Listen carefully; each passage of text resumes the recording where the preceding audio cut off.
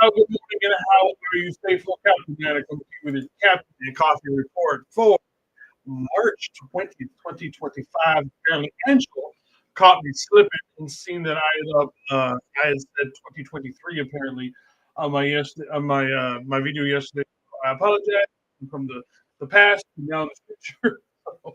um, but yeah, so let's get into a few things 49ers related this morning. Don't have a terrible lot for you. Sorry, I'm tired. I'm not complaining about work, but work is when you don't work for 3 months and you go back to work, man, just and yes, I'm just doing an office job dispatch for the most part. But when your mind kind of goes numb for 3 months because you're just playing video, looking for a job kind of thing, going back in there and there's kind of a million things going on. Why does it say that my mic is muted? I don't understand this. Yeah, what is going on here? I don't know.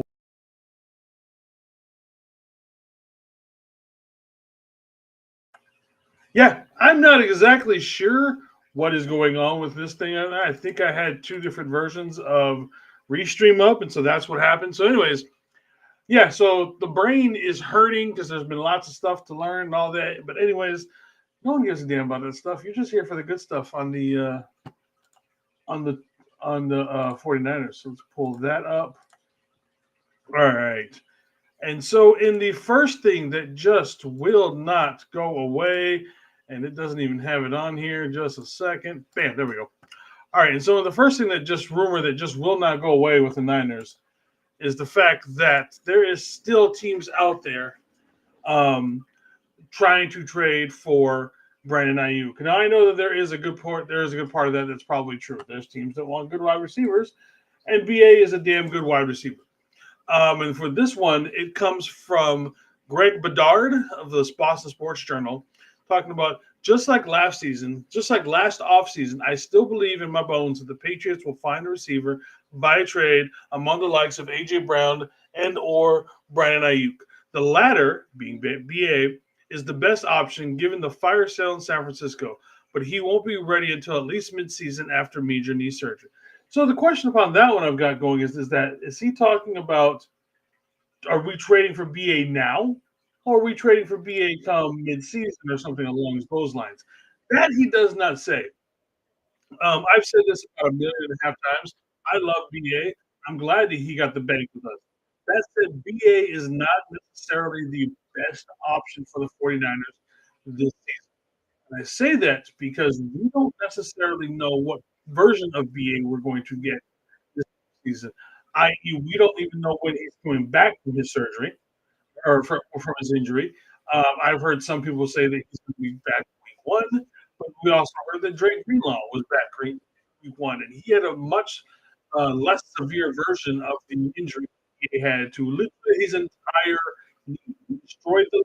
It just this wasn't just one ligament in his knee. This was all three of the major ligaments of motion media.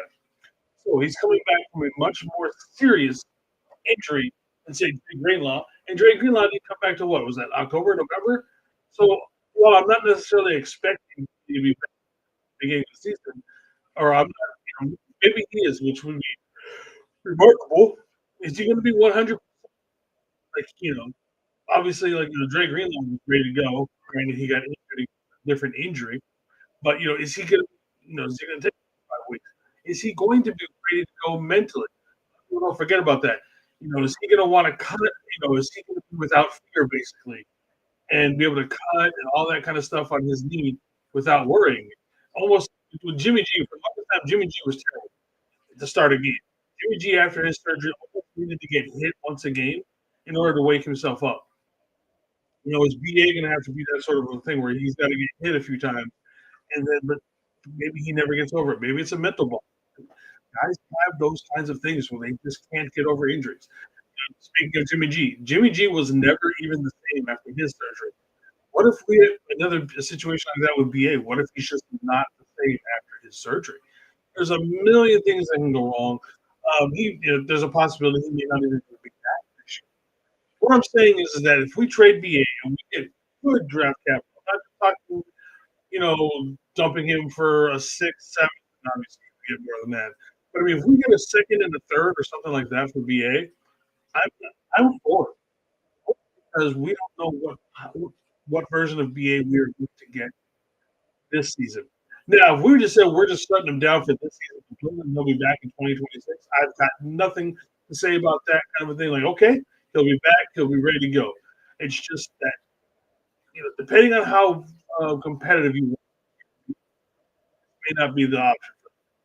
And so trading him might be the best option that we have for 2025, not necessarily going forward in 2026 and therefore. But all right. All right, one, I did get a picture of it because I deleted it at the last second and I didn't feel like putting it back up again. But these are some quotes coming from Kyle Juszczyk talking about the free agency that he just went through. And all that. He's like, and I think that's funny because people act like Juice was gone for, a millennium. Juice tells you. It was a short stint that I was a free agent. But for me, I mean, again, it felt like a lifetime. It was 5 days. 5 days of being a free agent, and he's talking out there talking about like, I was not working for 3 months. That felt like a lifetime, dude. You made it through a work week being a free agent. I don't want to hear it. But some of the other notes that was talking about, the financial restrictions, basically the 49ers have been put on by Jay Miller. The fullback noted that the financial restrictions in San Francisco were a real thing that led to him being released after Sykes talked about a pay cut from his 4.1 million base salary on his old deal. I had discussions with them throughout the offseason that maybe it might be a possibility that I was going to have to take another pay cut or we were going to have to rework some things in my contract, you said. I haven't heard too much. Things are all of a sudden I haven't heard too much. Things are getting kind of looking good throughout. This is him talking about as the season went on last year. But then they finally, a couple of days before the release, were like, yeah, this is a real thing. The financial restrictions we're under are a real thing. We're going to assume it's probably like Brog and Leach and all those guys. And they kind of put the ball in my court whether I wanted to try and negotiate. And so what did you do? You went out, found his actual all that kind of stuff, and figured out that he is worth more than, well, somebody else gave him an option of more money to find his worth. So I'm going to guess that was Pittsburgh because I haven't heard of him meeting with any other team besides Pittsburgh. So I'm going to guess it was Pittsburgh. But at the end, he chose to come back home. Him and his wife, Kristen, they obviously sat down and they decided that the life that they have built here, being in this community around these guys, especially probably has a lot to do with their relationships they have. Was they talk about people who are friends who become family? Obviously, they're most likely talking about the Kittles. I'm sure there's some other people in there, but we're probably talking about Kittle and his wife. There's Kittle too. George and wife Claire, I guess is the correct way to put it. And so they didn't want to up and move, all that kind of stuff. So they decided to come back, take a little bit of money, but be happy here. Thank you very much. I wish more people would take deals like that. It keeps the continuity of teams together. Um, all right. And speaking of the whole, people have been freaking out. We don't know what the plan is. And Matt Barrow, interview that he was doing with John Lynch, the 49ers have a plan after the free agency roster purge. I asked specifically parting ways with 17 game starters Leonard Floyd and Malik Collins. And if you know this scene here, you will understand it completely, what it means, all that good stuff behind it. I have a plan. You've got a plan? He's got parts of a plan. Because a lot of you don't think that there's a plan at all, to be perfectly honest. But it's completely obvious that the plan is we're going to get younger, we're going to get hungrier, especially on the defensive side of the ball. We're going to get some younger, hungrier defensive players always play their ass off compared to vets. I'm not saying I don't necessarily like vets or anything like that on the defensive side. You have to have them. And that means no disrespect towards someone like a Fred Warner or Diamond Lenore or anybody like that, the rest of the defense. But you give me a young, hungry defensive end, more times than not, unless their name is Chris Jones or something along those lines, I'm going to take the younger guy. They're hungrier. They're more energetic, they're cheaper, all this kind of stuff. So all of that is why I think relax. Like what I put up the other day. Just relax. And if you can't relax because you're busy and you need the energy, please make sure to use some of the Go Fuel energy drink backed and founded by the great Jerry Rice. You can use the 10% discount code that will be left in the video description of this video. Give yourself 10%, put 10% of that money back into my pocket, makes everybody happy. All right, so what we got going on the rest of the day here at radio? I do believe me and Anshul are going to be doing the 49er Media Captain show.